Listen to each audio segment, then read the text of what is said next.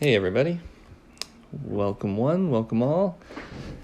Welcome back to the Law of One Spiritual Advice Podcast. It's a pretty long name, I know. Maybe I'll change it, but I like it for now. So, I'm back. I have meditated like I said I was going to, although I didn't meditate last night, but I did meditate this morning. And yeah, I'm feeling good about that. Wasn't very long, maybe only, 10-15 minutes or so, but definitely already feeling the benefits of it, considering I didn't have coffee this morning, and then other issues happened where I still didn't get coffee, so the rage was building inside me, but the meditation smooths it all out, brings me back to where I'm supposed to be. So let's have a little ring of the bell here, of the bowl.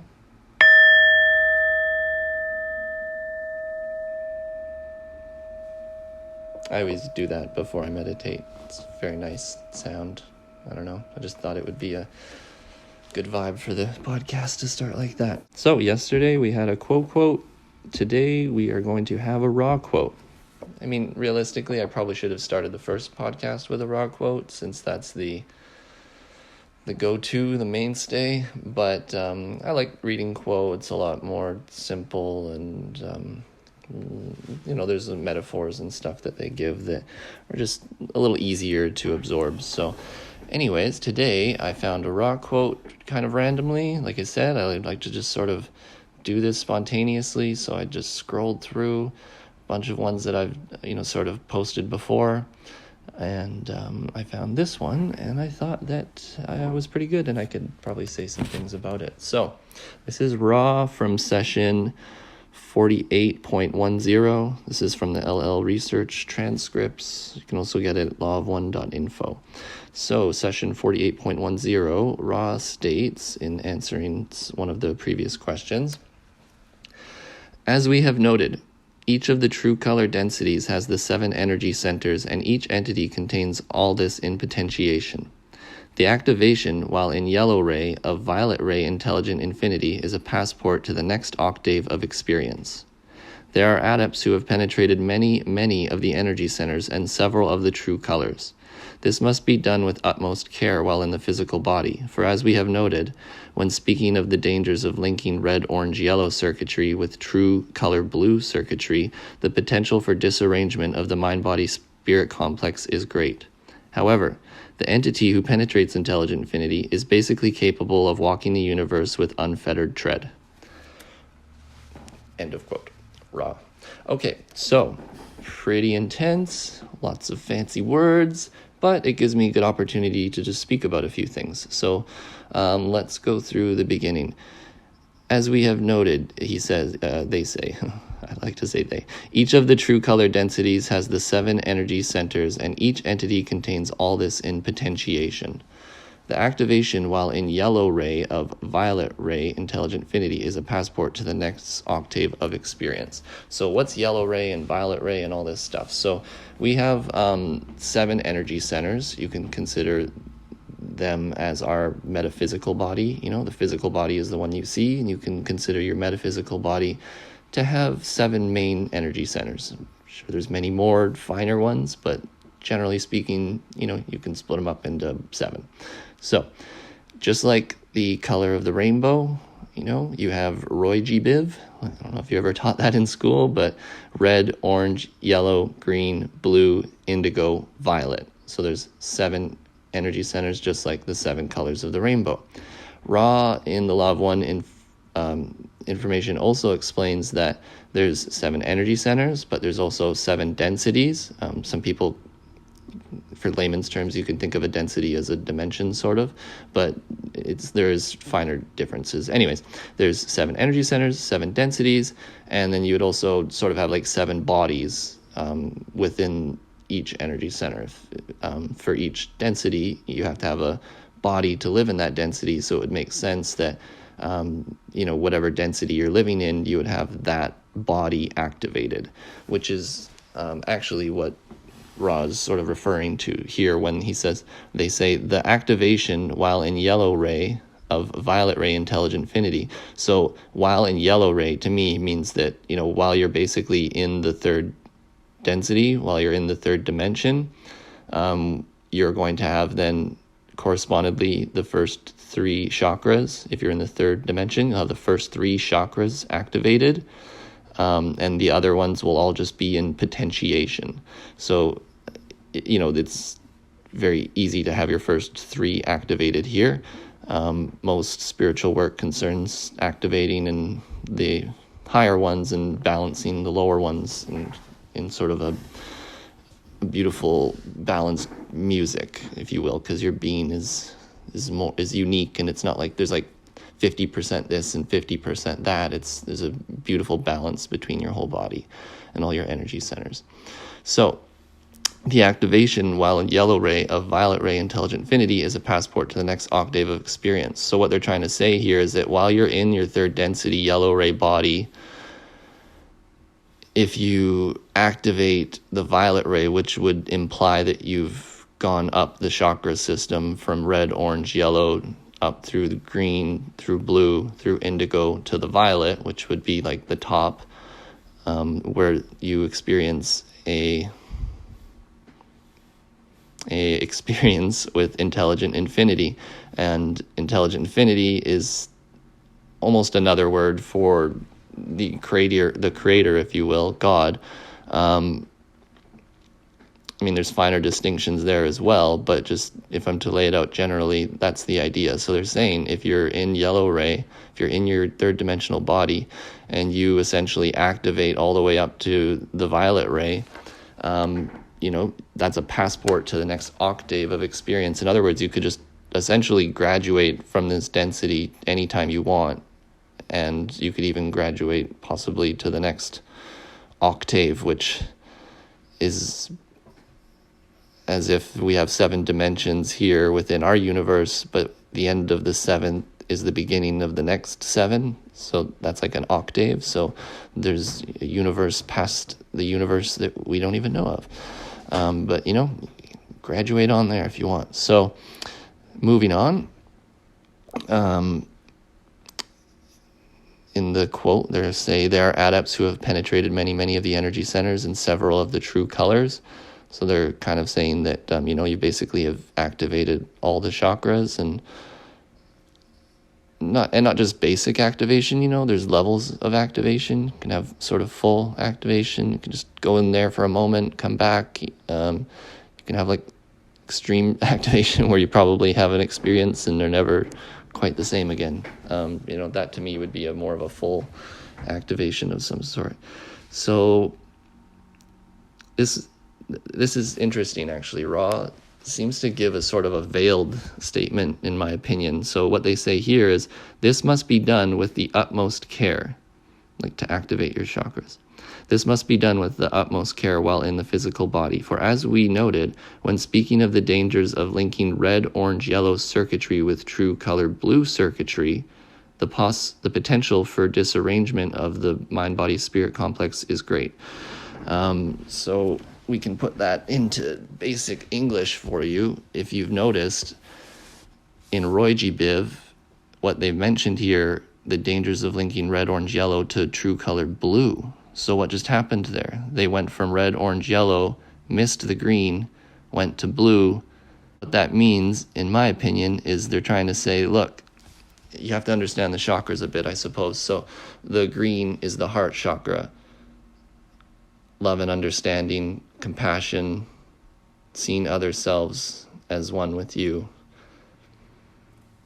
Respect for all entities in the universe. And then the blue chakra is your throat chakra. So when you bring energy up into your throat chakra, it's this sort of like, words that come to mind is like speak the truth. But it's not only just speaking truth and speaking what's coming from your previous rays. It's also about manifesting things. So the blue ray is about manifesting in this density, in my opinion. That's just what I've sort of learned and understand. You bring energy up through the blue chakra, and then that's where it will manifest. So if you're trying to manifest things in third density, without the green, right? You're linking red, orange, yellow to blue, and you're basically leaving out the green. To me, that means you're living in third density, causing a bunch of trouble, manifesting a bunch of things that are not heart-centered, are not softened by love. I mean, you can have wisdom, right? And wisdom may be true, but if it's not softened with compassion and love first, I mean, it's fake wisdom, in my opinion. It's not true wisdom. We always have to remember the heart of the equation first. The energy moves from the chakras up, from red, orange, yellow, through green, through the blue. If you're a positively oriented seeker, you want to go through the green. You want to activate the heart. You want to be an unconditionally loving being who is then manifesting that and possibly wising up that unconditional love with some wisdom, which is totally fine and accurate, and that's what the point of it is. But if you just neglect the heart completely, you find yourself creating a bunch of chaos. I suggest, you're probably ruining relationships and manifesting all sorts of isolation and psychosis and things of that matter. Whereas if you always remembering to use the heart in your equation of life, you're going to find a lot more success, I would say. And then just a brief explanation. Positive seekers do use the full 7 chakras. We don't negate anything. If you're a negative seeker, which is not who we're here to help, but just to help you understand, a negative seeker will neglect the heart chakra. So they actually do this on purpose. They would link the red, orange, yellow to the blue in hopes of going to indigo and violet so they can reach intelligent infinity without the heart. And I mean, why is that possible? Well, don't ask me. That's just the creator. The creator neither blinks at the dark or the light. Is the free will of each to seek as they will. Some negative seekers really feel that the heart is erroneous and foolish, and it is foolish, but foolish in a good way, in my opinion. So if you're a positive seeker, you'll probably understand the difference of what I'm talking about. Okay, and lastly, let's see here, the last part of the quote. However, the entity who penetrates intelligent infinity is basically capable of walking the universe with unfettered tread. So, yeah, I mean, the creator neither blinks at the dark or the light. Those who reach intelligent infinity may bring back the gifts of that, which is, in my opinion, freedom from constraints of really anything. But intelligent infinity, like I say, is unique to everybody. So when you go there, you bring something back, and it's different for every person. It depends on the type of call that you have put out to reach to that place as to what you receive back, which we could talk about a lot with that. In fact, it reminds me of another raw quote, which is something like, those who seek, they use the word prostitute, those who seek the rough and prostituted gift or whatever, will have returned to them that which is rough and prostituted, something like that. And that reminds me of something, when you're meditating and you're maybe attempting to reach intelligent infinity, if you ever feel the need to do that, it's like seeking a mate. You don't go out and try to plunder the creator and bring back gifts and demand this and that. It's like, I'm a guy here, obviously. So, taking out a wonderful lady, you take her out and you buy her flowers and you treat her like the goddess that she is. And when you do that, then the goddess being sort of similar to the intelligent infinity aspect, then you get returned from the goddess that which you give.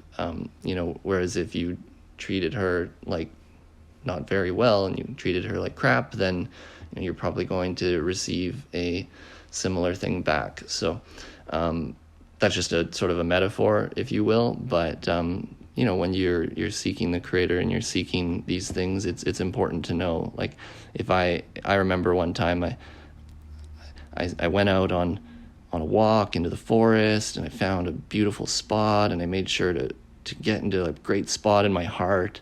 And then I meditated, for the world, essentially, for the earth, and just good vibes, And when I did that, I don't really want to share because I didn't do it to prove to you what is possible, but I just want to say that, like, when I did that, the meditation that I had was amazing. And on my walk home, I found some nature gifts, basically, is how I would look at it. So, if you put thought and care into your seeking, you will get that same that you put in, you'll get that back. So, I've sort of gone off on a bit of a ramble there. And with that, I think we've done pretty good for the day. I haven't seen how long this has gone yet. Gone 16 minutes, 25 minutes was my yesterday one. So roughly we'll try to keep these, between maybe 15 minutes. I could see maybe going a half hour. But I really like speaking on this material, and we can go into chakras and all these other sorts of things that come up as we read them. And I hope that you have gleaned something good from this, and it serves you well. Just thank you so much for all the support that you guys are showing me and the feedback that you're giving me. I really appreciate the comments. I've been reading all of them on Instagram and on YouTube. Very, very kind. I appreciate the encouragement. I was actually very excited to record today's one because of all the awesome feedback I got. So thank you so much. It really means a lot to me. And I just really hope that you get something from this. And I hope you guys have a wonderful day. I'm not sure if I'll be doing this on the weekend, but if not, I'm definitely going to try to do like a Monday to Friday type thing is the idea right now. Hopefully, you're going to get 5 of these a week. All goes well. Much love. Love you guys. Talk again.